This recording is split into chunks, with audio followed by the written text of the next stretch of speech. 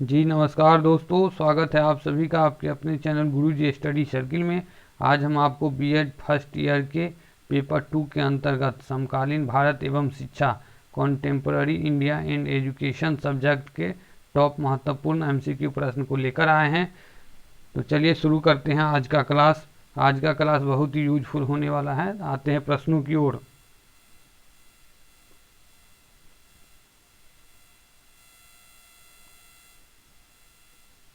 प्रश्न संख्या 1 है, उच्च शिक्षा स्तर में सुधार करने के लिए 1948-49 में किस आयोग का गठन किया गया था?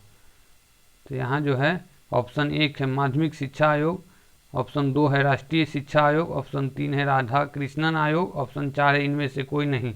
तो यहाँ जो हो जाएगा एक का ऑप्शन नंबर जो है 3 सही हो जाएगा। राधा कृष्णन आयोग जो है राधा कृष्णन आयोग का गठन किया गया था। और इस राधा कृष्णन आयोग को जो है दूसरा विश्वविद्यालय शिक्षा आयोग भी कहा जाता है। विश्वविद्यालय शिक्षा आयोग उच्च शिक्षा के लिए जो है, तो इसका नाम होगा दूसरा भी है, विश्वविद्यालय शिक्षा आयोग भी कहते हैं इसी को, राधा कृष्णन आयोग को। और यहाँ जो है माध्यमिक शिक्षा आयोग, तो माध्यमिक शिक्षा आयोग को जो है मुदालियर आयोग भी कहा जाता है। और यहाँ जो है राष्ट्रीय शिक्षा आयोग, तो राष्ट्रीय शिक्षा आयोग को कोठारी आयोग या कोठारी कमीशन भी कहा जाता है। राष्ट्रीय शिक्षा आयोग को कोठारी आयोग या कोठारी कमीशन भी कहा जाता है। और माध्यमिक शिक्षा आयोग को जो है मुदालियर आयोग भी कहा जाता है। और राधा कृष्णन आयोग को विश्वविद्यालय शिक्षा आयोग कहा जाता है। तो चलिए आगे बढ़ते हैं अगले प्रश्न की ओर। मुदालियर आयोग का गठन कब किया गया था? मुदालियर आयोग, जिसको जो है माध्यमिक शिक्षा आयोग भी कहा जाता है, तो इसका गठन कब किया गया था? ऑप्शन 1 है 1952 से 53, ऑप्शन 2 है 1964 से 1966, ऑप्शन 3 है 1986, ऑप्शन 4 है 1992। तो यहाँ जो हो जाएगा 2 का ऑप्शन नंबर 1 सही हो जाएगा। मुदालियर आयोग का गठन जो है 1952 से 1953 में किया गया था। और जो है 1 सही हो जाएगा 1952 से 1953।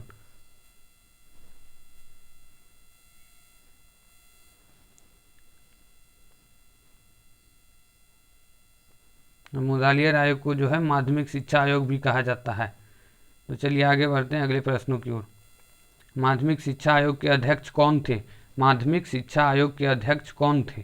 तो यहाँ जो है 3 का ऑप्शन 1 है डॉक्टर राममूर्ति, ऑप्शन 2 है डॉक्टर यशपाल, ऑप्शन 3 है डॉक्टर लक्ष्मण स्वामी मुदालियर, ऑप्शन 4 है डॉक्टर DS कोठारी। तो यहाँ जो हो जाएगा 3 का ऑप्शन नंबर 3 सही हो जाएगा।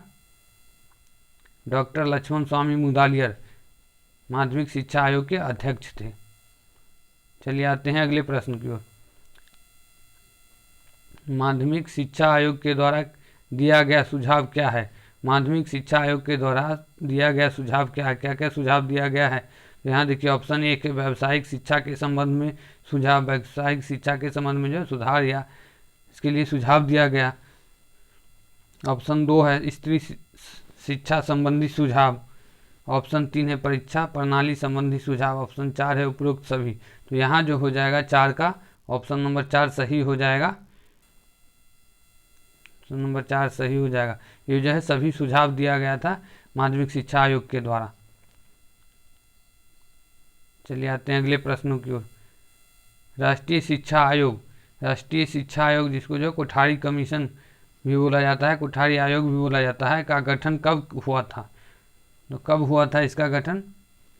तो यहाँ ऑप्शन नंबर 1 है 1964 से 66, ऑप्शन 2 है 1952 से 53, ऑप्शन 3 है 1992, ऑप्शन 4 है 1986। तो यहाँ जो हो जाएगा 5 का ऑप्शन नंबर 1 सही हो जाएगा।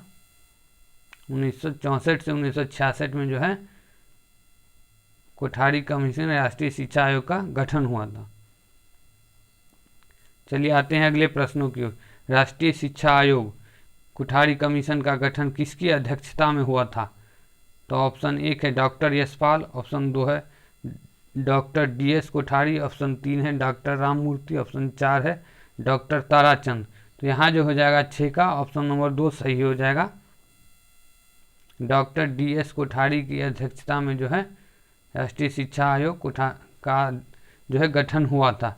तो इसी कोठारी, डॉक्टर DS कोठारी के अध्यक्षता में, तो इसलिए जो है राष्ट्रीय शिक्षा आयोग को कोठारी आयोग या कोठारी कमीशन भी कहा जाता है। चलिए आते हैं अगले प्रश्नों की ओर। क्वेश्चन नंबर 7 है, किस आयोग ने अपने प्रतिवेदन के आरंभ में लिखा है देश का भविष्य उसकी कक्षाओं में निर्मित हो रहा है? तो ऑप्शन 1 है राष्ट्रीय शिक्षा आयोग, ऑप्शन 2 है माध्यमिक शिक्षा आयोग, ऑप्शन 3 है विश्वविद्यालय शिक्षा आयोग, ऑप्शन 4 है इनमें से कोई नहीं। तो यहाँ जो हो जाएगा 7 का ऑप्शन नंबर जो है 1 सही हो जाएगा। राष्ट्रीय शिक्षा आयोग या कोठारी आयोग के प्रतिवेदन के आरंभ में लिखा हुआ है देश का भविष्य उसकी कक्षाओं में निर्मित हो रहा है, राष्ट्रीय शिक्षा आयोग, यहाँ हो जाएगा सही आंसर। चलिए आते हैं अगले प्रश्नों की ओर। शिक्षा के सार्वभौमिकरण व गुणात्मक सुधार के लिए 1986 की नीति में किस योजना को आरंभ करने का प्रस्ताव रखा गया? तो यहाँ जो है ऑप्शन नंबर 1 है सर्व शिक्षा अभियान, ऑप्शन 2 है ऑपरेशन ब्लैक बोर्ड, ऑप्शन 3 है मध्याह्न भोजन योजना, ऑप्शन 4 है उपरोक्त सभी। तो यहाँ जो हो जाएगा 8 का ऑप्शन नंबर 2 सही हो जाएगा, operation black board. Operation black board जो है योजना आरंभ करने का प्रस्ताव रखा गया 1986 की नीति में। चलिए आते हैं अगले प्रश्नों की ओर। राष्ट्रीय शिक्षा नीति 1986 की समीक्षा के लिए 1990 में किस निरीक्षण समिति का गठन किया गया? तो यहाँ जो है राष्ट्रीय शिक्षा नीति 1986 में जो है लागू हुआ उसकी समीक्षा करने के लिए जो है 1990 ईस्वी में एक निरीक्षण समिति का जो गठन हुआ वो कौन सा समिति था? तो ऑप्शन 1 है ताराचंद समिति, ऑप्शन 2 है राममूर्ति निरीक्षण समिति, ऑप्शन 3 है उपरोक्त दोनों, ऑप्शन 4 है इनमें से कोई नहीं। तो यहाँ जो हो जाएगा 9 का ऑप्शन नंबर 2 सही हो जाएगा। राममूर्ति समिति का गठन 1990 ईस्वी में किया गया और किसके लिए? तो 1986 ईस्वी जो है राष्ट्रीय शिक्षा नीति उसकी समीक्षा करने के लिए। चलिए आते हैं अगले प्रश्नों की ओर। शिक्षा का अधिकार अधिनियम RTE right to education act कब लागू हुआ? ऑप्शन 1 है 1 अप्रैल 2002, ऑप्शन 2 है 9 अप्रैल 2006, ऑप्शन यहाँ 3 होगा 1 अप्रैल 2009, ऑप्शन 4 है 1 अप्रैल 2010।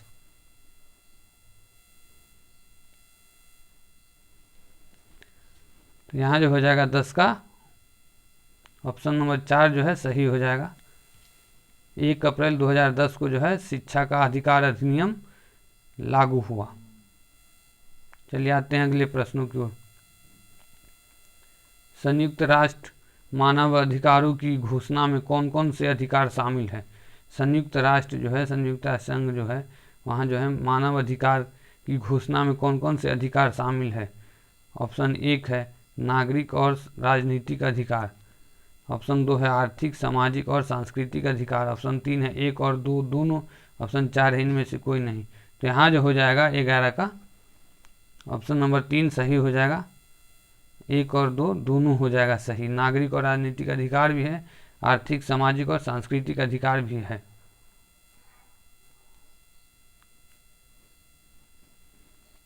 यहाँ जो है 11 का ऑप्शन नंबर 3 सही हो जाएगा। चलिए आते हैं अगले प्रश्नों की ओर।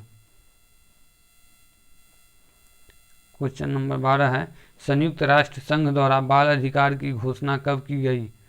संयुक्त राष्ट्र संघ द्वारा जो है बाल अधिकार की घोषणा कब की गई?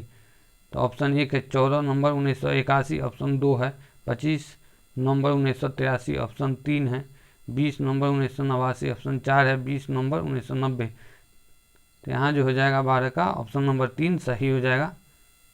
20 नवंबर 1989 को जो है बाल अधिकार की घोषणा की गई। किसके द्वारा? तो संयुक्त राष्ट्र संघ द्वारा। चलिए आते हैं अगले प्रश्नों की ओर। NCF 2005 का पूर्ण रूप क्या है? NCF 2005 का पूर्ण रूप क्या है? तो ऑप्शन 1 है नेशनल कल्चर फ्रेमवर्क 2005, ऑप्शन 2 है नेशनल कॉमन फ्रेमवर्क 2005, ऑप्शन 3 है नेशनल क्यूरिकुलम फ्रेमवर्क 2005, ऑप्शन 4 है इनमें से कोई नहीं। तो यहाँ जो हो जाएगा 13 का ऑप्शन नंबर जो है 3 सही हो जाएगा। एनसीएफ का पूर्ण रूप क्या है? तो एनसीएफ का पूर्ण रूप जो है यहाँ ऑप्शन नंबर 3 सही हो जाएगा, नेशनल करिकुलम फ्रेमवर्क। एन से नेशनल, सी से करिकुलम, एफ से फ्रेमवर्क 2005। यहाँ जो है इसका राष्ट्रीय पाठ्यक्रम रूपरेखा या राष्ट्रीय पाठ्यक्रम ढांचा 2005। तो इसका जो है अध्यक्ष थे डॉक्टर प्रोफेसर यशपाल थे और 2005 ईस्वी में लागू हुआ एनसीएफ, नेशनल करिकुलम फ्रेमवर्क। चलिए आते हैं अगले प्रश्नों की ओर। राष्ट्रीय पाठचर्या 2005 के मार्गदर्शक सिद्धांत क्या है? राष्ट्रीय पाठचर्या 2005 के मार्गदर्शक सिद्धांत क्या है? तो ऑप्शन 1 है ज्ञान को स्कूल के बाहरी जीवन से जोड़ना। ज्ञान जो है ये नहीं खाली स्कूल में जो पढ़ा दिए वही ज्ञान हो गया, स्कूल के बाहरी जीवन से भी जोड़ना ज्ञान को है। ऑप्शन 2 है शिक्षा को रटंत प्रणाली से मुक्त करना। शिक्षा को जो रट के नहीं प्राप्त किया जा सकता, समझा जा सकता है, समझ के भी, ये नहीं खाली रट लिए वो शिक्षा नहीं है। ऑप्शन 3 है परीक्षा को अपेक्षाकृत अधिक लचीला बनाना। शिक्षा बिना बोझ के आधार पर पाठचर्या के बोझ को कम करना। ऑप्शन 4 है उपरोक्त सभी।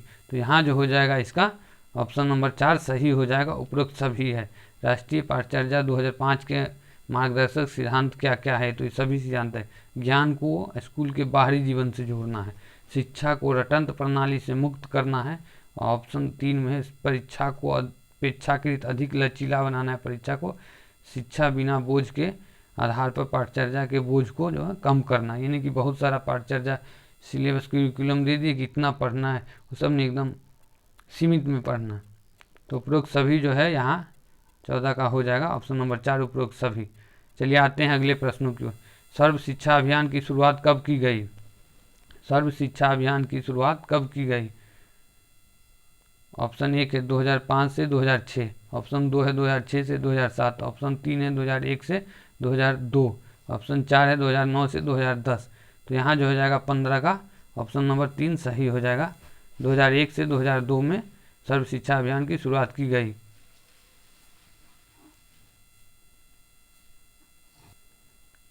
तो यहाँ जो हो जाएगा 15 का ऑप्शन नंबर 3 सही हो जाएगा। 2001 से 2002 में जो है सर्व शिक्षा अभियान SSA सर्व शिक्षा अभियान शुरू की गई थी। चलिए आते हैं अगले प्रश्नों की ओर। मध्याह्न भोजन मिड डे मील MDM योजना कब शुरू किया गया? तो यहाँ जो है 16 का ऑप्शन 1 है 15 अगस्त 2000 ईस्वी, ऑप्शन 2 है 15 अगस्त 1995, ऑप्शन 3 है 15 मई 2005 ईस्वी, ऑप्शन 4 है 20 जून 1990। तो यहाँ जो हो जाएगा 16 का ऑप्शन नंबर जो है 2 सही हो जाएगा। मिड डे मील मध्याह्न भोजन योजना MDM जो है इसका शॉर्ट नेम है। तो यहाँ जो है 15 अगस्त 1995 को जो है शुरू की गई थी मिड डे मील मध्याह्न भोजन योजना। चलिए आते हैं अगले प्रश्नों की ओर। संविधान के किस अनुच्छेद में समता या समानता का अधिकार शामिल है? समता या समानता दोनों एक ही हो गया, समता का इक्वलिटी, इक्वल सबको समझना चाहिए, वो अधिकार जो है किस अनुच्छेद में है संविधान के? तो यहाँ जो है ऑप्शन नंबर 1 अनुच्छेद 19 से 22, ऑप्शन नंबर 2 है अनुच्छेद 14 से 18, ऑप्शन नंबर 3 है अनुच्छेद 25 से 28, ऑप्शन नंबर 4 है अनुच्छेद 23 से 24। तो यहाँ जो हो जाएगा 17 का ऑप्शन नंबर 2 सही हो जाएगा। अनुच्छेद 14 से 18 में जो है समता या समानता का अधिकार शामिल है। चलिए आते हैं अगले प्रश्नों की ओर। संविधान के कौन सा अनुच्छेद जो है अस्पृश्यता को समाप्त करता है? अस्पृश्यता मतलब ये हो गया छुआछूत, एक दूसरे से छुआछूत नहीं करना है, इसको समाप्त करता है। कौन सा अनुच्छेद जो है संविधान का? ऑप्शन 1 में है अनुच्छेद 18, ऑप्शन 2 में है अनुच्छेद 15, ऑप्शन 3 में अनुच्छेद 17, ऑप्शन 4 में अनुच्छेद 32। तो यहाँ जो हो जाएगा 18 का ऑप्शन नंबर 3 जो है सही हो जाएगा। अनुच्छेद 17 के अंतर्गत कहा गया है छुआछूत या अस्पृश्यता को समाप्त करता है, ये अनुच्छेद 17 में इसका उल्लेख है। चलिए आते हैं अगले प्रश्नों की ओर। भारत सरकार ने मार्च 2009 में किस अभियान की शुरुआत की जिसे सर्व शिक्षा अभियान 2 भी कहते हैं? तो सर्व शिक्षा अभियान 1900 सर्व शिक्षा अभियान जो है पहला सर्व शिक्षा अभियान 2001 से 2002 में जो है लागू हुआ। और यहाँ जो है सर्व शिक्षा अभियान 2 भारत सरकार ने मार्च 2009 में किस अभियान की शुरुआत की, कौन सा अभियान का शुरुआत किया जिसे सर्व शिक्षा अभियान 2 भी कहते हैं। तो ऑप्शन नंबर 1 है operation black board, option number 2 है सर्व शिक्षा अभियान, ऑप्शन नंबर 3 है राष्ट्रीय माध्यमिक शिक्षा अभियान RMSA इसका शॉर्ट नेम है, ऑप्शन 4 है उपरोक्त सभी। तो यहाँ जो हो जाएगा 19 का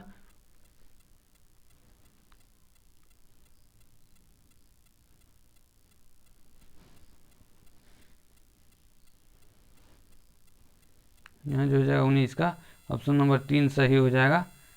राष्ट्रीय माध्यमिक शिक्षा अभियान, राष्ट्रीय माध्यमिक शिक्षा अभियान RMSA राष्ट्रीय माध्यमिक शिक्षा अभियान का जो है शुरुआत किया 2009 ईस्वी में शुरुआत किया, जिसको जो है सर्व शिक्षा अभियान 2 भी कहते हैं। और सर्व शिक्षा अभियान 1 कौन सा है, तो ये है सर्व शिक्षा अभियान 1, ये है 2001 ईस्वी में लागू हुआ था, 2001 से 2 में। चलिए आते हैं अगले प्रश्नों की ओर। उपनयन संस्कार का क्या अर्थ है, उपनयन संस्कार का क्या अर्थ है। तो ऑप्शन 1 है समीप लाना अर्थात गुरु के सम्मुख ले जाना, ऑप्शन 2 है विद्या प्राप्त कर घर जाना, ऑप्शन 3 है गृहस्थ आश्रम में प्रवेश, ऑप्शन 4 है इनमें से कोई नहीं। तो यहाँ जो हो जाएगा 20 का ऑप्शन नंबर 1 सही हो जाएगा, ऑप्शन नंबर 1 सही हो जाएगा। समीप लाना अर्थात गुरु के सम्मुख ले जाना ही उपनयन संस्कार था, जो वैदिक काल में जो है 8 वर्ष की आयु से जो है बच्चे को गुरु के समीप ले जाया जाता था गुरुकुल में शिक्षा प्राप्त करने के लिए। चलिए आते हैं अगले प्रश्नों की ओर। भारत में अंग्रेजी शिक्षा का मैग्ना कार्टा किसे कहा जाता है, भारत में अंग्रेजी शिक्षा का मैग्ना कार्टा किसे कहा जाता है। ऑप्शन 1 में है मैकाले का विवरण पत्र, ऑप्शन 2 है वुड का घोषणा पत्र 1854, ऑप्शन 3 है ऑकलैंड का विवरण पत्र, ऑप्शन 4 है 1813 का आज्ञा पत्र।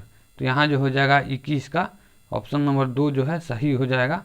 भारत में अंग्रेजी शिक्षा का मैग्ना कार्टा जो है वुड का घोषणा पत्र 1854 ईस्वी को कहा जाता है। तो यहाँ जो हो जाएगा 21 का ऑप्शन नंबर 2 सही हो जाएगा, वुड का घोषणा पत्र को जो है भारत में अंग्रेजी शिक्षा का मैग्ना कार्टा कहा जाता है, ऑप्शन नंबर 2 यहाँ सही हो जाएगा। चलिए आते हैं अगले प्रश्नों की ओर। CCE का पूर्ण रूप क्या है, CCE का पूर्ण रूप क्या है। तो यहाँ जो है ऑप्शन 1 में चाइल्ड सेंटर्ड इवेल्युएशन, ऑप्शन 2 है continuous and comprehensive evaluation, option 3 है continuous and comprehensive education, option 4 है चाइल्ड कंप्लीट एजुकेशन। तो यहाँ जो हो जाएगा 22 का ऑप्शन नंबर 2 जो है सही हो जाएगा, continuous and comprehensive evaluation, continuous and comprehensive evaluation मतलब यहाँ जो है इसका हिंदी हो जाएगा सतत और व्यापक मूल्यांकन, कंटिन्यूअस से सतत, सतत और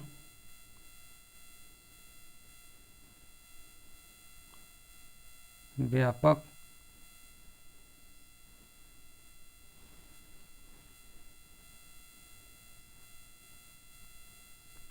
सतत और व्यापक मूल्यांकन।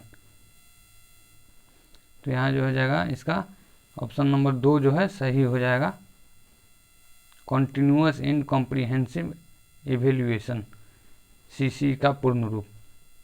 चलिए आते हैं अगले। चलिए आज के एपिसोड में बस इतना ही, फिर मिलते हैं अगले एपिसोड में नए टॉपिक के साथ। तब तक के लिए नमस्कार, जय हिंद।